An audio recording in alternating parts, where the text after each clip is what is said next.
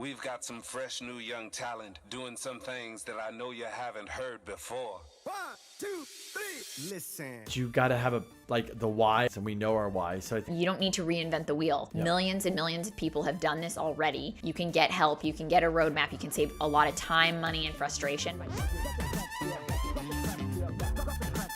Welcome to the Value Add Podcast with K&K.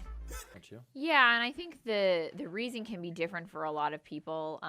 One thing I will say that I hear from a lot of real estate investors, though, is that even if this isn't your full-time job, like you're not going to be a real estate investor full-time, it is the best way to guarantee your retirement.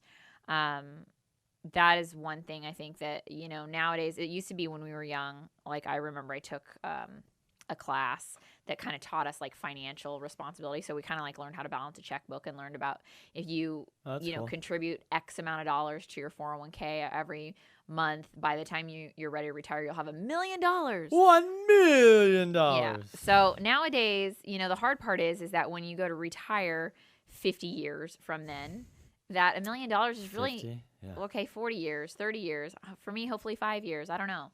But, that being said, like, you can't really retire and live a good life off of $1 million. Well, and that you could, but not where we live. That might sound a little ridiculous, but it's just $1 million is not what it used to be. No. So nowadays you kind of have to figure out different ways. So if you are that person that contributed to a 401k and you have some retirement, you also want to have cash flow. So you're not going to have a bunch of money in a bank account when you buy real estate, but you will have cash flow that you can rely on.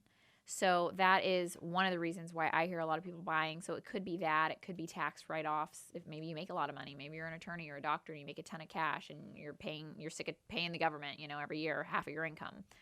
That's another reason. But you really do want to know your why so that you can feel connected to it.